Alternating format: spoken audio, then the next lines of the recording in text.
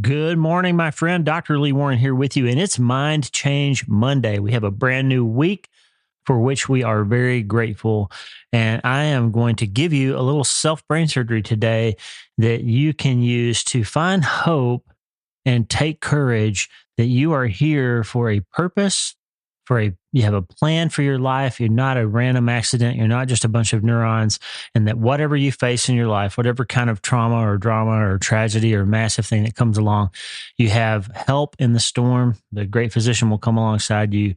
And I'm here to give you some tools that you can use to help change your mind and change your life. So you can use your nervous system, use your brain and your mind for you instead of letting them work against you, and take charge of these automated processes so we can sever sick synapses and make a difference in our own lives and the lives of those behind us and around us for the good of all of us, right? That's what we're here for. So today we're going to talk about some really nerdy stuff. We're going to talk about light, and we're going to talk about how we always say thoughts become things. And we've talked about giving you, in the past, I've talked about how you can see for yourself that thoughts become things. Like you can think about something that is anxiety provoking or stressful to you, and you can put yourself in a different physiological state. You can make yourself get anxious or sweat. That's because thoughts become things. Well, today we're going to talk about some recent physics research that may start to actually show us how thoughts become things. And that's very exciting because we can now understand the physical connection between thinking and what happens in our brain structurally. And that opens the door to some really crazy and very hopeful things that might someday even allow us to begin to understand how God communicates with our minds. And I know that sounds kind of crazy, but we're going to get after it in just a minute. But before we do, I have a question for you. Hey, are you ready to change your life? If the answer is yes, there's only one rule. You have to change your mind first. And my friend, there's a place where the neuroscience of how your mind works smashes together with faith and everything starts to make sense. Are you ready to change your life? Well, this is the place, Self-Brain Surgery School. I'm Dr. Lee Warren, and this is where we go deep into how we're wired, take control of our thinking, and find real hope. This is where we learn to become healthier, feel better, and be happier. This is where we leave the past behind and transform our minds. This is where we start today. Are you ready? This is your podcast. This is your place. This is your time, my friend. Let's get after it.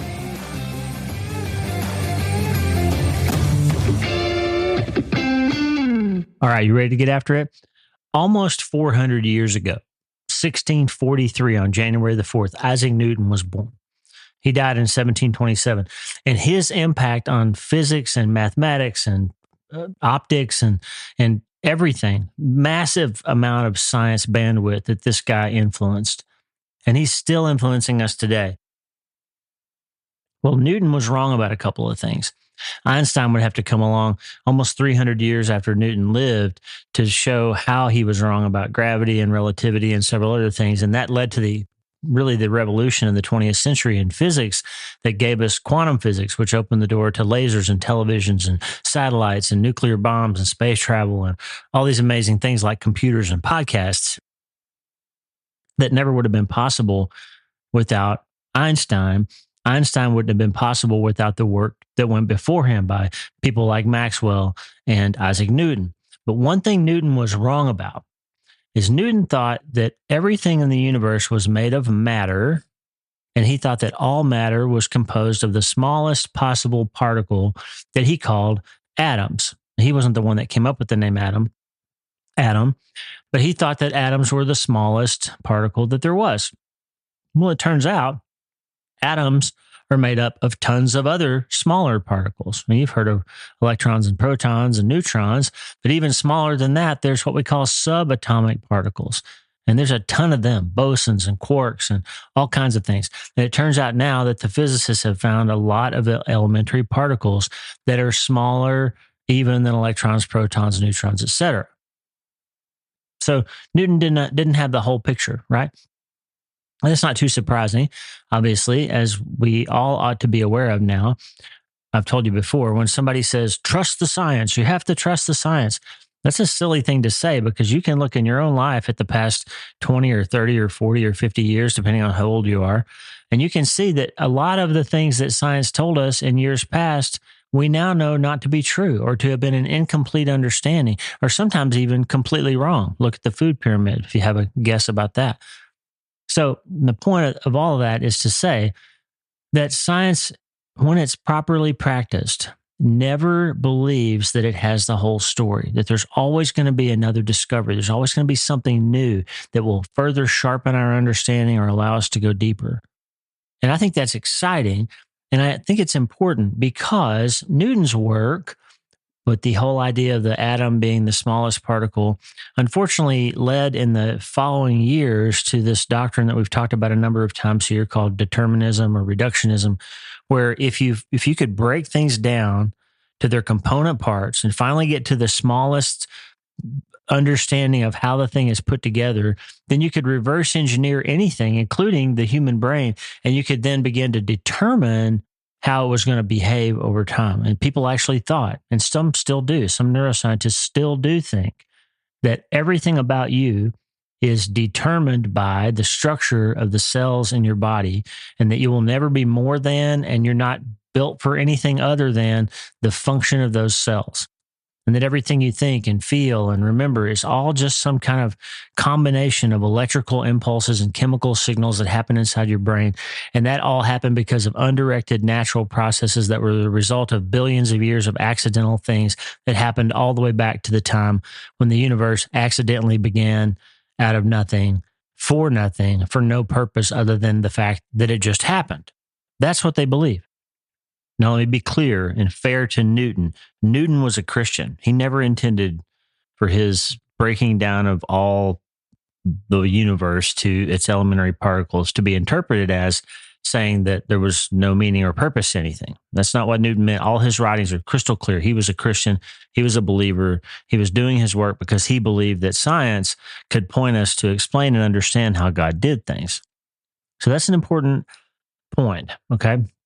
We have 300 years of materialist, reductionist, determinist science that basically came along and disrupted millennia of human thought that recognized that there had to be more to the story.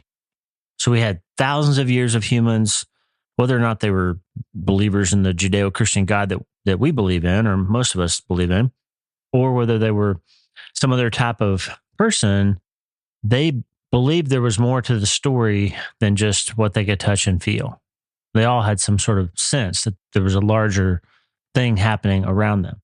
And then science came along, lo and behold, and told us that we were all nothing, came from nothing, for nothing, from nothing, and ultimately returning to nothing. That's kind of depressing, isn't it? If you believe that your life doesn't have a purpose, that it was an accident to get here, then what does it matter how you live? Take what you can get, follow your truth, do what you do. That's kind of our secular culture right now, isn't it? Well, the problem is you might be able to, if you're talented enough or beautiful enough or lucky enough to have been born in the right place or to the right family or with the right skill set, you might be fabulously wealthy or super talented, and you might have a life where you pretty much get everything you want, and you might feel pretty happy. Or you might have been raised by a family who encourages you to be kind and generous, and you might have a life that feels good. You do good things. You have a good moral compass and all of that, and you may be happy, and you may find purpose and feel meaningful, and not have to actually have a belief system. That might work for you in this life, but I suspect that most of us have a nagging sense that we're supposed to be about something, that life is supposed to matter in some way. Or maybe things are going pretty well and then something devastating happens. You get involved in some kind of trauma or tragedy or massive thing, or you find out your son's died or your daughter drowned or your husband's got brain cancer or something devastating is happening. And all of a sudden you wonder what this is all about and what's it for and why it feels so hard and why the universe decided to deposit you here in the first place. And in order to find hope or to move forward, you need to know why. You need to know what it's all for. Right? And science doesn't have answers for that if it comes from the place of sometime in the distant past, something just happened from nothing and a big explosion occurred, and that led to a whole bunch of chemicals getting developed and a bunch of explosions happened, and all of a sudden you had matter from which there had been none before, and somehow those inorganic compounds managed to find themselves in just the right way and at just the right temperature, that somehow organic material came out of that. And somehow, even though we can't model it yet, somehow life arose from the lack of life. And somehow that led to multiple species developing over time in a planet that just happened to be so positioned in the solar system that it could support life and oxygen and an atmosphere. And that led to organisms developing from single cells against all odds and not just mutating their way into nothing, but ultimately to complex animals that eventually walked upright and developed brains. And somehow those brains developed and evolved further enough over time that they eventually regained or developed a consciousness and became aware of themselves. And they began to have ideas and hopes and dreams. And then they began to invent things and create things. And all of a sudden they started wondering about things. And they found themselves sitting on this third rock from the sun saying, why am I here? And they never stopped to wonder why they were able to think about those things in the first place. That's kind of hopeless and meaningless, isn't it? And it's really interesting to think that a brain that was all just a bunch of neurons could develop a consciousness about itself. That's kind of an alarming thing, right? So where am I going with this? Kind of rambling, right, Dr. Warren? No, I'm actually not rambling. What I'm telling you is, in the 20th century, a bunch of Austrian and German and some American and some Russian, some physicists all over the world began to discover that at the very small scale of atoms and their subatomic particles, physics that Newton described about how objects should behave and how they move didn't hold up. The math didn't work when you're studying very small things or things moving very fast. And the cosmologists began to realize that the same physics don't hold up very well on a universal large scale when you're talking about planets and stars and relativity and gravity and all those things. So a new math and a new physics was needed. And Werner Heisenberg and Schrodinger and Niels Bohr and people like that developed what we now call quantum physics. And one of the underpinning foundational ideas in quantum physics is that very bizarre and weird things happen at the subatomic level. And recognized, John von Neumann and others recognized that physics doesn't actually describe, in fact, Niels Bohr said this very clearly, physics doesn't actually describe how the world is. Physics, Bohr said, describes what we can say about the world at a given time. Physics doesn't describe how the world is. It describes what we can say about it. Here's what he said. I'm going to give you the quote exactly. Niels Bohr said, and it is wrong to think that the task of physics is to find out how nature is. Physics concerns what we can say about nature. And what does he mean by that? Well, the quantum physicists figured out that our perceptions don't accurately describe what's really happening. Werner Heisenberg is the one that discovered. If you try to pinpoint the position of a molecule, you can pretty precisely identify where it is in space, but you can't precisely at the same time identify its velocity. That if you try to measure the velocity of an object moving from point A to point B, and you pin down the velocity, and you then try to reverse engineer the location, you get a different answer than if you measure the location first and then you find the velocity. And the difference is always a number they call Planck's constant, which Max Planck had come up with when he was discovering the energy that's released when warm bodies release energy and how to calculate that. This is all super esoteric, I know, but I'm getting to a point, I promise. Heisenberg and Bohr and all these 20th century physicists, including Einstein and Schrodinger, came to the realization that at the quantum level, you never exactly are able to put in a very discrete two-dimensional framework exactly how things are. You can only come to an understanding of the nature of how they are, the ways that you can describe things. Because when you begin trying to describe them, your attention influences the reality of those things. Now, when we come to the matter of self-brain surgery, I've given you 14 minutes of kind of a rambling concept because I want to bring you to this idea right here. When we come to the matter of self-brain surgery, and we say, why am I here? What's the purpose of my existence? Why did the universe create me? Or why did God create me? Or why am I here? You're having thoughts. And those thoughts, as I've told you a million times, become things, the things we think about. Einstein thinks about relativity, and that thought becomes nuclear energy and computers and all those things that came out of quantum physics. They started with thoughts. And I've told you numerous times, you can prove to yourself that thoughts do become things, because you can think angry thoughts about somebody standing next to you and they'll feel your energy and get upset because your thoughts created a field that they perceived, their heart picked up, their endocrine system reacted to, and all of a sudden their brain is producing anxiety and you haven't said a word. That's limbic resonance. Those thoughts become things. They affect your energy field. They affect your neurotransmitters. They switch genes on and off. We've talked about all that stuff a million times. Okay. But here's the question. Exactly how do thoughts become things? We've talked about the fact that they become things. Now we're interested in how they become things. Okay. Now this is super interesting and super nerdy, but it comes down probably the science is still developing, obviously, but since the quantum physics revolution in the early 1900s to even today, research is going on in how light and matter interact with one another. And there's a whole new science around a subatomic quasi-particle. I'll define that in a moment for you, called a polariton. And polaritons are these particles that are half light and half matter, and they're created when light strikes a crystal. When light strikes an atom or light strikes a substance, it releases energy or it stores energy. It does one of those two things. And in between the process of energy being released or stored, you have these particles that are part light and part matter, but they're real. They can be measured. They can be interacted with in experiments, and they're called polaritons. Well, it turns out that process of storing up this half light, half energy in a system has a correlate in the nervous system. And they call it liquid light in physics because it's kind of this matter that behaves sort of like matter and sort of like light, but it's this polariton fluid structure.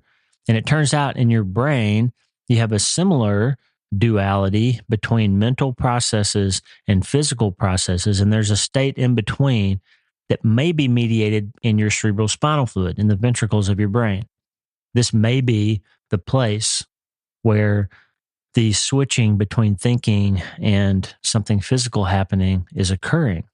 This is really interesting to me as a neurosurgeon because we have diseases where when the cerebral spinal fluid doesn't circulate properly, you get a condition called normal pressure hydrocephalus, and you can develop a condition where your cognition fails. You begin to develop a dementia because your spinal fluid isn't circulating properly.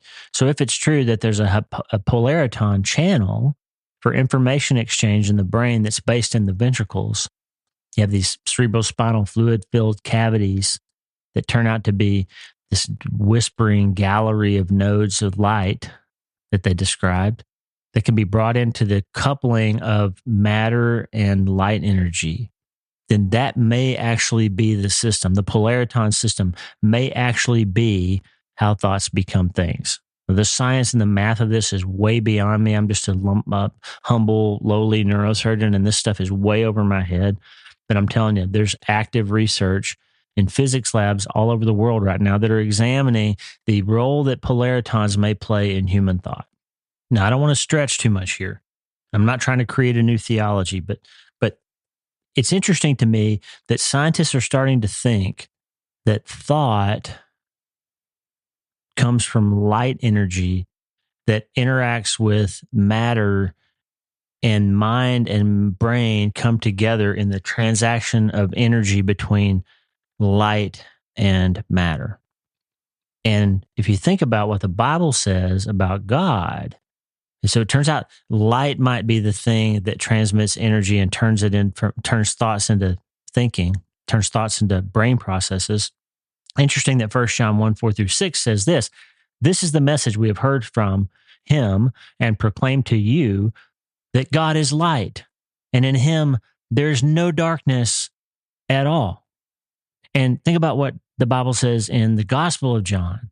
And John 1, 1. In the beginning was the Word, and the Word was with God. The Word was with God, and the Word was God. He was with God in the beginning. Through him, all things were made. Without him, nothing was made that has been made. In him was life, and that life was the light of all mankind. The light shines in the darkness, and the darkness has not overcome it. Wait, what are we starting to see here? We're starting to see that God is light, and light turns out to be the thing that communicates between our mind and our brain. Light is the thing that delivers the voice. Light is the thing that turns your thoughts into things. Isn't that interesting? Now let's go back to Genesis 1. In the beginning, God created the heavens and the earth. Now the earth was formless and empty. Darkness was over the surface of the deep, and the Spirit of God was hovering over the waters. And God said, "Let there be light." And there was light. When God shows up, there's light. And don't make a mistake here of thinking that he's talking about the sun, because the sun wasn't created until verse 14. The sun and the moon and the stars get created to manage the light during the day and the darkness at night. But the light came first. And John tells us everything that was made by Jesus, the Word. And Genesis tells us that God said, "Let there be light," and light was made. The Hebrew refers to this as sort of light was built, light was made. So Jesus made the light. And now the physicists are starting to be able to examine the actual particle structure of that light and how it interacts with matter. And I think we might just be on the trail of learning some of the ways that God actually did that ability to turn thoughts into things. This is way early to be able to say this, but I believe that eventually science is going to continue to point us trembling, falling to our knees in awe to things that bridge the gap between the physical, the material, and the spiritual. I think God's going to show us someday some things we can do to even see bigger pictures of what he's doing and what he's about, to bring more and more people to say yes to him. Because some people are going to need more and more evidence. And he's out there doing his thing, creating people with big brains who can ask big questions and solve big problems. And when they do, some of them, as Paul says in Acts chapter 17, some of them will seek him and perhaps find him because they follow the science to see the answer. God created light, and it turns out that light may be the thing that turns thoughts into things. Very important to mention here that this polariton system doesn't decide whether it becomes energy or it becomes light again until it's interacted with, which has reminders back to Heisenberg's work when he was studying electrons. You can't tell if an electron is going to behave like a wave or like a particle until you observe it. Why? Because the observer has an impact on the system. And that, my friend, even if you are a hardcore atheist, if you don't believe there's any God or anything beyond your life, you still, Dr. Lee Warren, your friend here, I want you to have a sense that your life matters and that there is purpose to it. And let me tell you why quantum physics gives you that purpose. Here it is. Even if there's not a God involved in any of this, your impact on the universe is that many things, many decisions, many electron reactions, many flips in your brain and in the world around you between whether light behaves as energy or light come down to your interaction with them, which means that quantum physics gives us a way to understand that we actually do have a purpose and we actually do have a role to play in the destiny and the further development of humanity and the universe around us. Now, that sounds kind of like it's pointing us towards theology, doesn't it? Well, I believe that science, if you follow it properly, it always leads to truth. And the truth is not a thing, it's a person. It's Jesus Christ. I think science is leading smart people to asking better and better questions over time, questions they couldn't have asked 300 years ago because they didn't have super colliders and nuclear particle accelerators and the ability to study these fundamental particles. And what's happening is smart people like Michael Gillen, that's been on the show a couple of times, are following this evidence and they're saying, holy cow, everybody after Newton thought that we would be able to eventually get down to the smallest thing and be able to describe the fundamental particle of the universe, and therefore be able to tell you everything that was going to happen after that, how everything was constructed, how everything works, and how every part of your life will be predictable based on the parts of your brain. That's determinism. Okay. And everybody thought that they could reverse engineer you down to the neuron, and that eventually we'd be able to describe in great detail exactly who you were going to be and how your life was going to play out. But here's the trick. And I think this is what God means when he says that the wise become simple with his economy and his way of doing things. His thoughts are not your thoughts. They're higher than yours. And here's the trick of science. Every time we look deeper, it's like a Russian nesting doll. We think we find the atom, and that's the smallest particle. And oh, well, Heisenberg comes along, and Bohr comes along. And guess what? There's not just atoms. Atoms are made up of particles. And then we think we got that figured out. And guys come along and say, wait a minute, those particles are also made up of particles. There's smaller subatomic particles. And now they know there's subatomic particles. And now they're saying, wait a minute, maybe light and energy and matter all interact with each other. And maybe that's information exchange. And maybe that's even how thoughts turn into physical structural changes in the brain, because the way we observe the system affects the system because we have a purpose.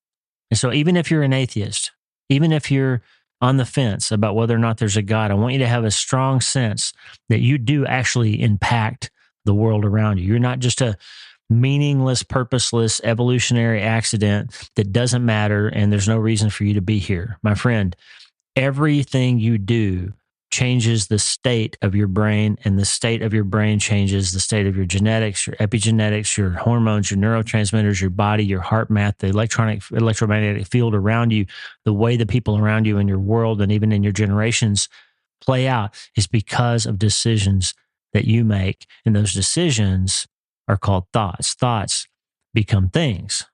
Okay. So now we have some early developing, exciting physics research that is making smart people who aren't Christians say, wait a minute, maybe this is how mental energy turns into physical things in the brain.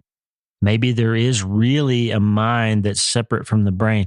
Now the lab rats, the researchers are starting to find evidence that what God said a long time ago, as a man thinks in his heart, so is he.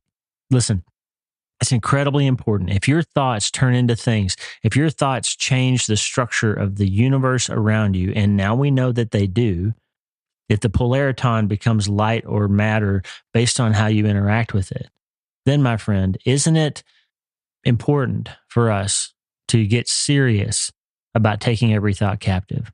If the way that we attend to a matter affects the outcome of that, if the way that we think about an upcoming conversation will predict and inform that conversation, if the energy that we bring to a meeting will change the people around us for their good or for their harm, then wouldn't it behoove us to take our thoughts captive? And if God is saying, I've given you the mind of Christ, and the mind of Christ will make your brain better than it has been.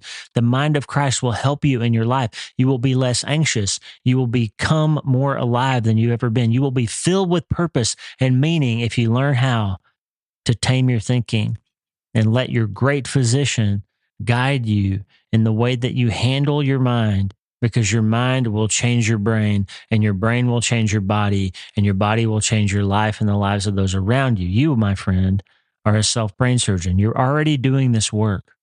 Take your thoughts captive. Don't be a victim of feelings and thoughts that bounce up from your brain based on attached meanings and ideas and past failures and anxieties that you've stored up in the past. And don't get tricked by your own brain into thinking thoughts that aren't necessary or even true or useful or compassionate. Take charge. The Bible says you can take charge of your thinking. Quantum physics says you can take charge of your thinking. And when you do, you will make a more healthy impact from your mind to your brain, to your body, to your life, and to those around you. That is self-brain surgery. That is meaning, and that is purpose. And that, my friend, is how you can change your life if you're just willing to change your mind. And the very good news here on Mind Change Monday, with all this talk about light and energy and matter and particles and reductionism and Newton and Heisenberg and all these people, is that you can decide to do all of that starting today.